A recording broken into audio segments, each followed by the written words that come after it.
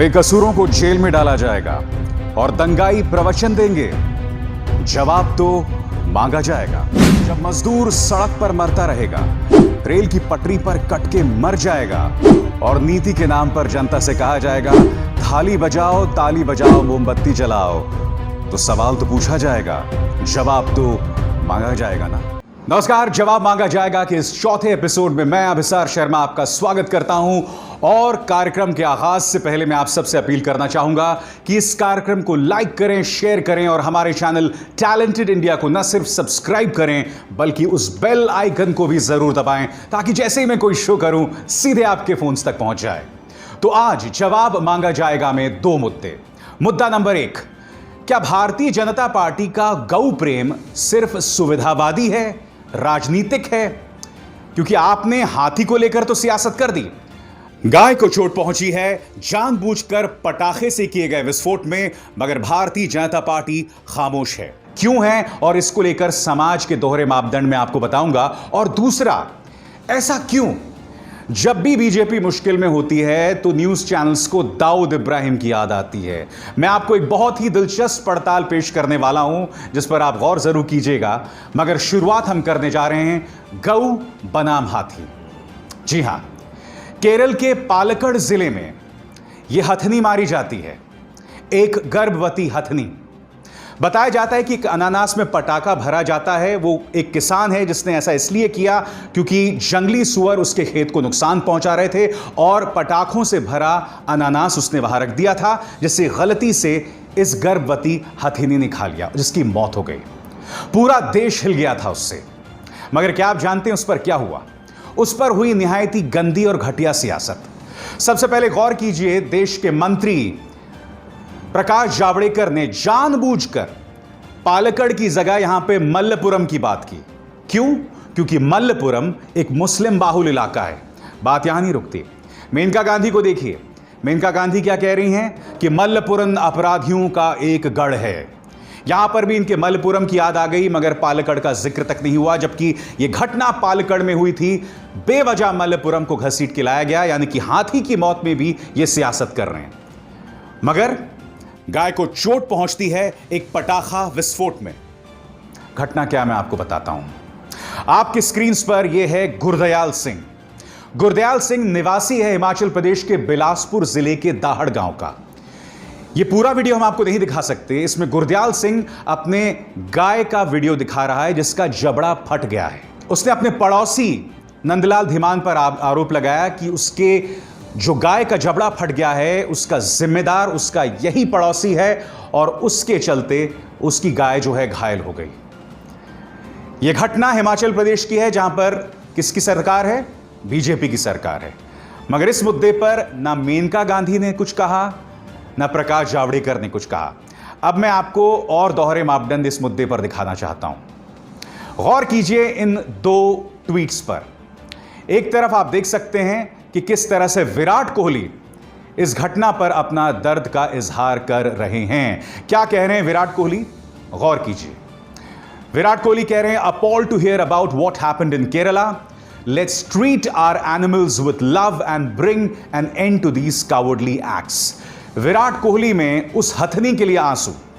अब आगे देखिए, अक्षय कुमार उस हथनी की तस्वीर दिखाते हुए जिसकी मौत हो गई है। Maybe animals are less wild and humans less human. What happened with that elephant is heartbreaking, inhumane and unacceptable. Strict action should be taken against the culprit. यानी कि चाहे अक्षय कुमार हो या फिर विराट कोहली, दोनों ने अपनी चिंता जाहिर की जब उस हथनी की मौत हुई थी। मगर गौर इस बात पे कीजिएगा, उस वक्त प्रोपेगेंडा ये चलाया जा रहा था कि इस हथनी की मौत एक मुस्लिम बाहुल इलाके में हुई जो भारतीय जनता पार्टी की सियासत को सूट करती है। दूसरी तरफ यह केरल में हुई जहां पर बीजेपी की सरकार नहीं है। मगर आपने गौर किया कि बीजेपी का प्रचार तंत्र, प्रकाश जावड़ेकर, मेनका गांधी, अक्षय कुमार, अनुपम खेर, ये तमाम लोग खामोश हैं, जबकि हिमाचल प्रदेश में गाय को चोट पहुंची है, इतनी बेरहमी से वो भी। और ये अनुपम खेर, जी हां, ये शख्स, ये तो हिमाचल प्रदेश के रहने वाले हैं ना, तो इनकी आंखों में उस गाय के लिए एक भी आंसू नहीं है। क्यों नहीं कहेंगे, मैं आपको बता रहा हूं। क्योंकि अगर आप इस गाय के लिए अपनी आंखों में एक कतरा आंसू का भी रखेंगे तो कटघरे में बीजेपी सरकार आ जाएगी, हालांकि ऐसा होना नहीं चाहिए। तो मैं यही तो जानना चाहता हूं आपसे, इस गाय के लिए आप पिछले 6 साल से लगातार सियासत करते रहे। इस गाय के लिए कई लोग मौत के घाट उतार दिए जाते हैं। ढेरों मिसालें हमारे सामने हैं कि गाय के नाम पर कई लोग अपनी निजी दुश्मनी निकालने के लिए किसी पर गौ हत्या का आरोप लगा देते हैं और उसे मौत के घाट उतार देते हैं। आप जो भारतीय जनता पार्टी के कट्टर समर्थक हैं, या आप जो लोग गौ भक्त हैं, गौ रक्षक हैं, क्या आप भारतीय जनता पार्टी के नेताओं से सवाल करेंगे? गाय को चोट पहुंची है हिमाचल प्रदेश में, आपने एक ट्वीट तक नहीं किया। आखिर ये दोहरे मापदंड क्यों? आज जवाब मांगा जाएगा में हम यही तो जवाब मांग रहे हैं। टैलेंटेड इंडिया पर आप हमारा ये शो देख रहे हैं, जवाब मांगा जाएगा, जिसमें हम सत्ताधारी भारतीय जनता पार्टी से पूछ रहे हैं कि आखिर क्यों गौ प्रेम तुम्हारा एक छलावा है। यह एक किस्म का छद्म गौ प्रेम है और इसके अलावा कुछ नहीं। साफ तौर पर आपके दोहरे मापदंड दिखाई देते हैं। और बात यहां नहीं रुकती। केरल में जो भारतीय जनता पार्टी के नेताओं ने झूठ बोला था, जिसमें उन्होंने कहा था कि घटना केरल के मल्लपुरम में हुई है, जो कि एक मुस्लिम बाहुल इलाका है, और वो सरासर झूठ था क्योंकि घटना पालक्कड़ में हुई थी, जो मुस्लिम बाहुल इलाका नहीं है। अब इस मुद्दे पर बाकायदा गोदी मीडिया ने भी भारतीय जनता पार्टी के पक्ष में प्रोपेगेंडा और झूठा प्रोपेगेंडा चलाया। आपकी स्क्रीन पर यह ट्वीट है इस पत्रकार का, जिसका नाम है दीपक चौरसिया। इसने क्या झूठ चलाया कि उस हथनी की जो हत्या के आरोपी ये मुसलमान हैं। मैं जानबूझकर उनका नाम भी नहीं ले रहा हूं, इस ट्वीट में आप देख सकते हैं। फिर इस न्यूज चैनल को देखिए, इसका नाम है सुदर्शन न्यूज। इससे पहले भी कई फर्जी खबरों का प्रचार प्रसार कई न्यूज चैनल्स कर चुके हैं, और उसमें एक और मिसाल आपके सामने उभर कर आती है। सुदर्शन न्यूज भी बाकायदा मुसलमानों का नाम ले रहा है कि इन्होंने इस हथनी की हत्या की, जबकि हत्या का आरोपी एक शख्स है जिसका नाम है विल्सन। और जाहिर सी बात है, विल्सन मुसलमान तो हो नहीं सकता। मगर आपने देखा किस तरह से गोदी मीडिया न सिर्फ उस झूठ का प्रचार प्रसार कर रहा था, गलत बयानी भी कर रहा था। और जैसे ही ये मल्लपुरम की घटना हुई, आप देख सकते हैं एएनआई ने पिनरई विजयन, जो कि केरल के मुख्यमंत्री हैं, उनका बयान पेश किया, मगर इसमें भी जानबूझकर आप स्क्रीन पर देख सकते हैं मल्लपुरम। उसके बाद जी न्यूज, यहां पर भी इन्होंने मल्लपुरम लिखा। रिपब्लिक टीवी, यहां पर भी जानबूझ के मल्लपुरम लिखा। ये जो पिछले 2 सांसद हैं, इन दोनों के जो मालिक हैं या संस्थापक हैं, वो भारतीय जनता पार्टी या भारतीय जनता पार्टी समर्थित सांसद हैं।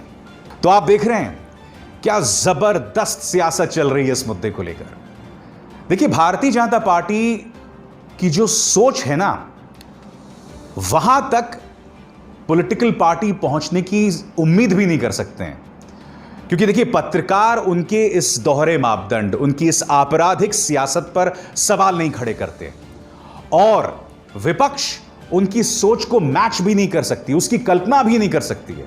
और यही वजह है कि भारतीय जनता पार्टी की सियासत के सामने सब फीके हैं, जबकि वो इस मुद्दे पर भी सियासत कर सकती है। एक गर्भवती हथनी के मुद्दे पर भी सियासत करती है, और दूसरी तरफ जब एक गाय को चोट पहुंची है, वो भी हिमाचल प्रदेश में, जहां पर बीजेपी की सरकार है, और इसका जो आरोपी है वो कथित तौर पर एक हिंदू भी है, यहां पर ये पूरी तरह से खामोश है।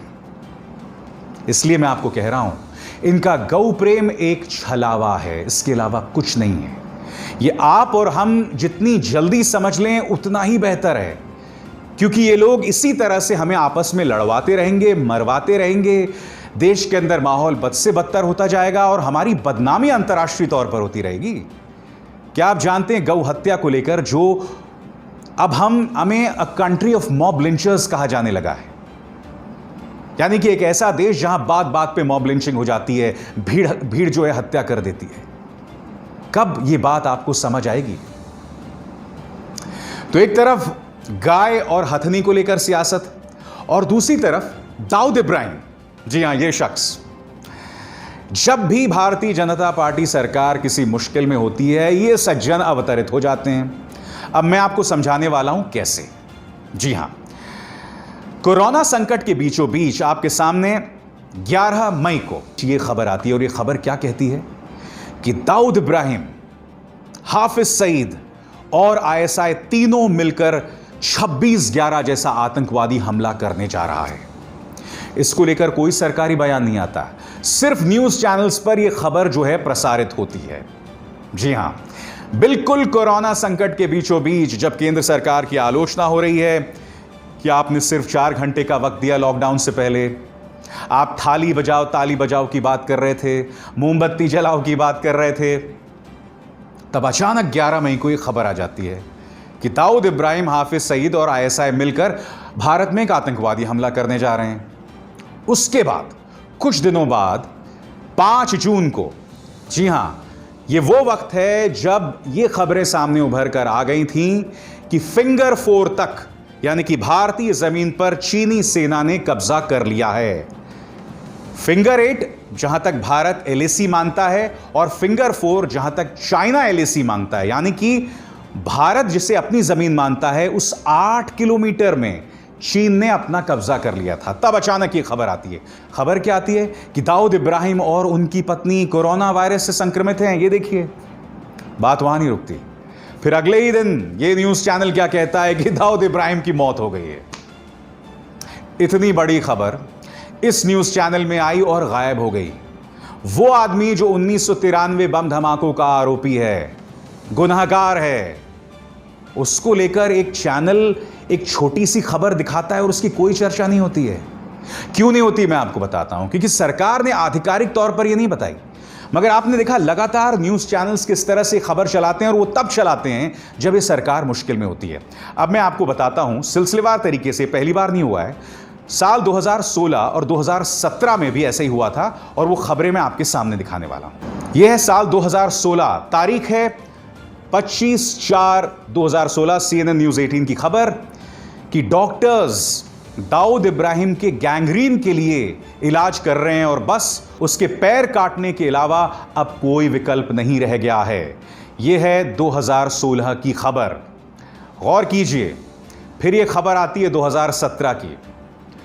दाऊद इब्राहिम को हार्ट अटैक हो गया। तारीख देखिए 28/4/2017, यह भी CNN न्यूज 18 की खबर है। दाऊद इब्राहिम को हार्ट अटैक हो गया है और वो बहुत ही क्रिटिकल कंडीशन में है। फिर इनके एक पत्रकार हैं जिनका नाम है भूपेंद्र चौबे। खबर है 28 अप्रैल 2017, यानी कि उसी वक्त की खबर है। ऐसा लगता है कि दाऊद इब्राहिम की मौत हो गई है, अपुष्ट खबरें ये कह रही हैं।